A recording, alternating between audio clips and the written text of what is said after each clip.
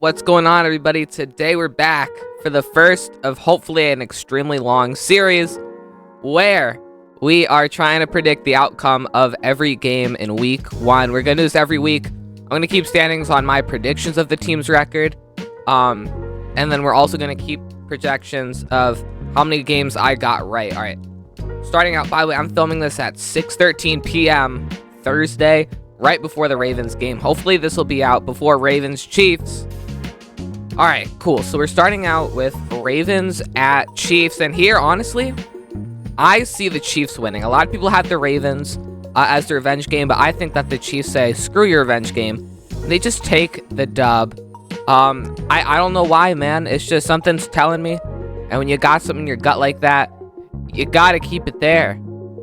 I'm going to give the Kansas City Chiefs the edge by, let's say 3 points. I'm going to say it's 21 to 24 to 27. Mark my word. All right, next up is the Packers at Eagles, but it's actually in Brazil, and it's the first. Is it the first Friday game ever? I think it might be. All right, so for this game, actually, I gotta think it over. I haven't thought of any. I don't even know what most of the games are. I know this one and Packers Eagles, and that's it.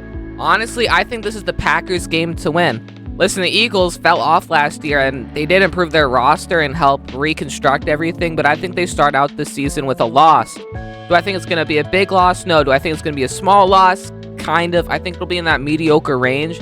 But overall, I don't think that the Packers can do it. Or not the Packers. I don't think that the Eagles can do it. Listen, they have the stacked roster, but the Packers are coming off of an insane hot streak, including blowing out the Dallas Cowboys in a playoff game. Which, it's no shock for Dallas, but Green Bay was looking in bad territory. I'm going to say this game ends 34 to 21. Mark my words. All right, that brings us to Carolina Panthers in New Orleans to face the Saints. This one is pretty interesting because I really don't like Derek Carr and a lot of the Saints rosters, but it is the Carolina Panthers who look really bad. I have to think about this one. This one's really tough. Honestly, I think that the Panthers pull out the dub here with a 10-7 win. Listen, I don't know what it is, but something's telling me that they take the win somehow, some way. I don't know, man. It's just like neither of these teams are going to be good. They're both going to finish sub 500, I'm assuming. I do like a lot of the moves that the Panthers made in the offseason, and the Saints made some good moves, but the Saints, I don't believe in Derek Carr. I don't believe in a lot of their older defensive players now, and the Panthers are super young.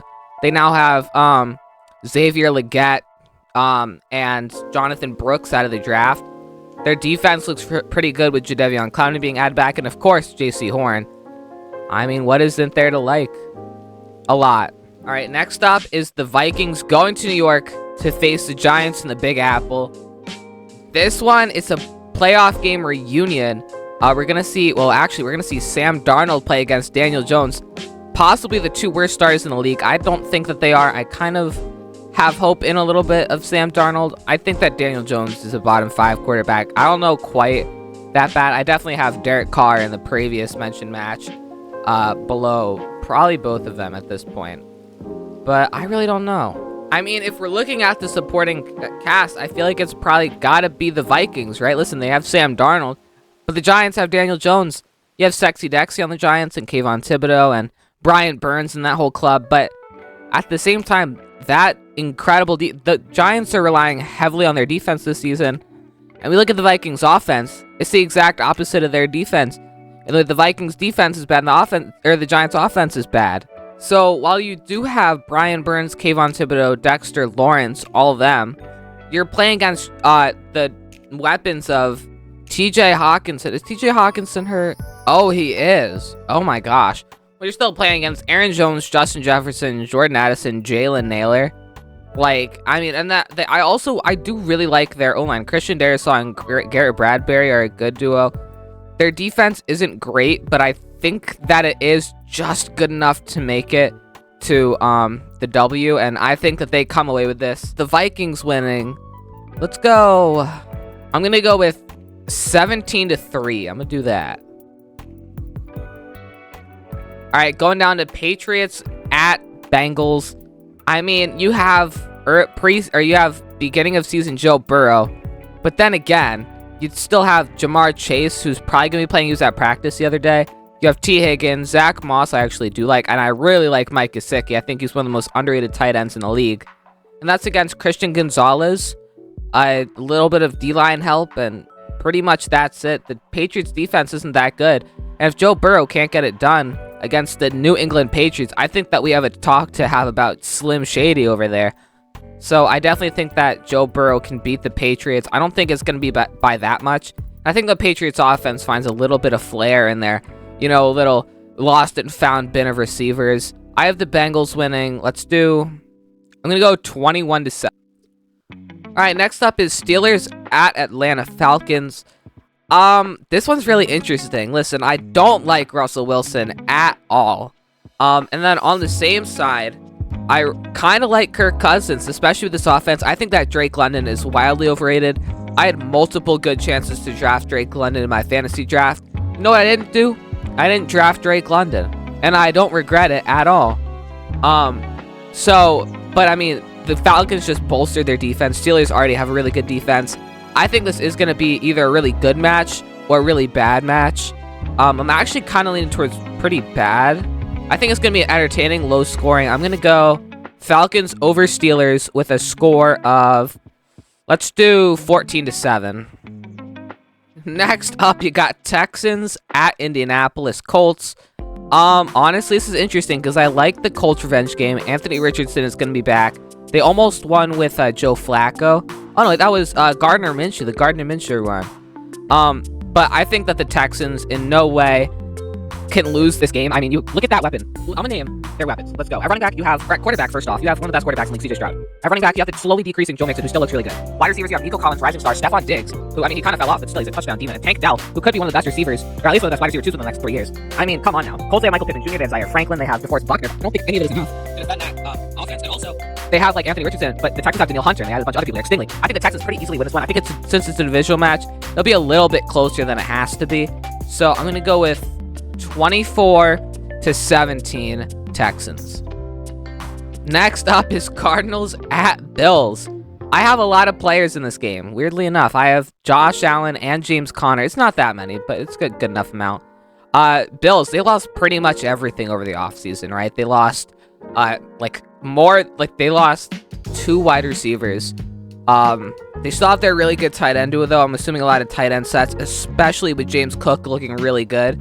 Cardinals, I'm pretty high on. I think Marvin Harrison Jr. is overrated. I don't watch college ball, so I don't know truly how good this man is, but I think that there's no way that even if you're a rookie, you can live up to that hype.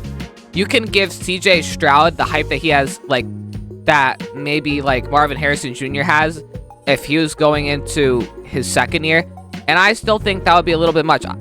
Marvin Harrison Jr. was going top 10 wide receivers in the draft. And while Kyler Murray doesn't have anybody else, he has what? They don't even have Rondale Moore anymore. They have Zay Jones. I mean, I don't know. Kyler looks really good. The Bills look like they're torn to shreds, but I still think the Bills win 10-7. Cardinals just can't get it done. They have some nice additions, but the Bills just look super good. I don't think they make the playoffs, but I think that they are still good. A little bit controversial. Next up is Titans at Chicago Bears. This one is really interesting. I really like the Titans. I think they're super underrated. The Bears, I think, are a little bit overrated, especially with Keenan Allen. Looked like he gained a bunch of weight and lost a bunch of muscle. And at this point, Rome Odunze is looking like he's going to take a step up. But I looked at his stat. Let me find it. I can't find it, but it's since I think like 2006, no first overall pick has won in their first ever game. I can't seem to find the stat, but I remember it being something like no first overall pick has won their first ever game since like 2006 or something. And you know what? I'm going to go controversial. I think the Bears start with a little bit of a dip. Caleb Williams misses a few connections, misses a few passes, misses a few reads, and the Titans take over. Listen, L'Jarius Sneed is a really nice addition. They still have... I think that they have the most underrated cornerback room in the league. Their secondary, in general, looks pretty good. Linebackers are a little bit shaky, but Jeffrey Simmons on the D-line, I mean, what are you looking at there? I mean, that's really nice. I think that's enough to pressure Caleb into maybe taking a little bit of a divot. and I think that it's super possible with the Titans winning. Especially because I believe in Levis, I believe in D-Hop, I believe in Ridley, I believe in Chigozie Okonkwo, because he's one of my favorite tight ends in the football league. Next up, we have the Jaguars going to Miami to face the Dolphins. This one I think will be a little bit closer. Battle of Florida, so they're not really going anywhere. The Jaguars had an absolute down spiral last year, just like the Eagles. But, listen, I want to say that they're going to be good this year. I think that by the end of the year, Brian Thomas Jr. takes wide receiver 1. I've seen his highlights. He's disgusting. But I don't think that you can beat in sunny Miami the Dolphins. I mean, they have the passing yards leader, passing touchdowns leader, receiving yards leader, somebody who almost broke the record but then hurt his finger. I think that the Dolphins are just too good. They still have a bunch of really good defensive pieces, even though they did lose a few. And they're coming back from a playoff game where they were very hurt. I think that they take this W, and I haven't done scores for the last few, have I? All right, Titans-Bears is the one that I think I missed. So I'm going to say that the Titans beat the Bears 21-20. I also think that the Dolphins beat the Jaguars by a score of 27-14. A little bit of a big loss, but I mean, look at that offense. You can't beat it. Next up, we have the Broncos going to Seattle to face the Seahawks. I think the Seahawks are maybe the most underrated team in the league right now, considering I don't see really a lot that they changed last year, and they somehow fell down everybody's rankings. The Broncos didn't even know who their quarterback was going to be until a few days ago. I mean, what do we think here? I do really like Bo Nix and Cortland Sutton. I think that connection will be good. Obviously, you have PS2. But that's pretty much it. You lost You lost Justin Simmons. It took me a while to get his name. But listen, I think that DK is going to be unlocked all game. But outside of PS2, you still have Tyler Lockett, JSN to worry about. And with that, you have Kenneth Walker, who I might start in my fantasy team. I don't know. So I think that the Seahawks do take the W, but I only think it's 17-7. Listen, I think this is going to be a tough game for the Hawks, but they need to prove their supremacy. I think there's going to be some questions after this, though. Oh, boy. Raiders at LAC. Dude, this is the craziest revenge game, because we know what happened the last time these two teams met up. Chargers got their absolute hell blown out of them. And the Raiders, I think they're a little bit overrated, but a little bit underrated in some aspects. I think that some of their pieces are talked about too high and a few too low. So I really don't know what to do here. I also think that Herbert is vastly overrated. But I do believe in Ladd McConkey to lead this receiving core. So I'm kind of stumped here. I think either way this game ends 14-7. But I don't know who it's going to be. Give me Chargers getting their revenge 14-7. Actually, let's do 21-17 once again. All right, now we're going over to Cowboys at Cleveland with the Browns. This game is interesting. Browns going through a bunch of money issues this offseason. So can their solutions work where they paid a bunch of guys? The Browns, on the other hand, Deshaun Watson and Nick Chubb coming back from a bunch of really bad injuries. The question is, will they be able to surpass the opposition? That's really tough. Cowboys have one of the best defenses in the league. Browns have one of the best defenses in the league. Cowboys have one of the best quarterback to wide receiver connections in the league, if not the best. Browns have an incredible O-line and an incredible running back core as a total. So I don't know. Give me Cowboys 34-31. All right, Commanders at Buccaneers. This is going to be quite a game, I think. I think that the Buccaneers have a little bit of issue, but I do think that they end up pulling out the W. But let's talk about these teams real quick. I don't want to go through it that fast. I think the Commanders are underrated. Listen, they're thinking about now, and they're thinking about progressing Jaden Daniels. So they got a bunch of veterans who are going to retire. They're going to be really bad for the next few years, but Jaden Daniels is going to be getting better and better and better. I think that he will be fine. I think that he's going to be an above-average rookie, maybe even a top 3 rookie in the league, period. But I'm not really sure. I do think that the Bucs easily take this. I mean, you got Baker Mayfield, one of my favorite quarterbacks in the league. You have Mike Evans, a vet who has never had a season under 1,000, knock on wood. I have a wood desk. And then you have Antoine Winfield on the defense. You have Vita Vea, Tristan Wirfs. I mean, it's got stars littered around there, while the Commanders just kind of have a bunch of mediocre everywhere, except for Terry McLaurin. I think that the Buccaneers pretty easily dismantle you. I'm going to go with 28-14. Second to last game is one of the most exciting games. It's going to be Rams at Lions. This is a crazy NFL playoff revenge game where these two teams are going to be going at it. You have, of course, one of the best trades of all time, Stafford for Goff and a bunch of picks. I mean, come on now. Both teams won the trade, and it's really nice. But will the Lions continue their streak? You know what? I'm going to do it. Listen, I have a few guys in fantasy. I've been debating which running back I'm going to start. I'm going to list you off my running backs. You have Kyren Williams. Listen, this is a 10-man league, right? So the team is overpowered. My running backs are Kyren Williams, James Conner, and Kenneth Walker III.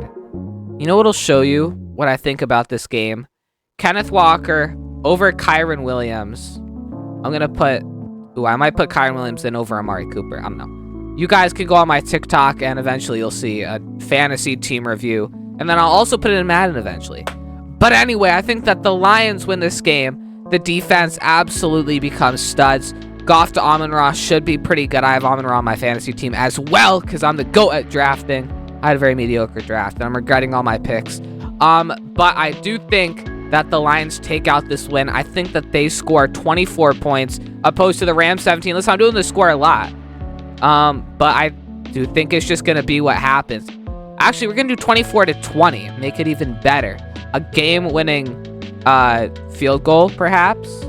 Well, they'd already be winning, but it doesn't matter. It's just that's the score, and you're going to deal with it. And our last game of the video, this is a way longer video than I thought it would be.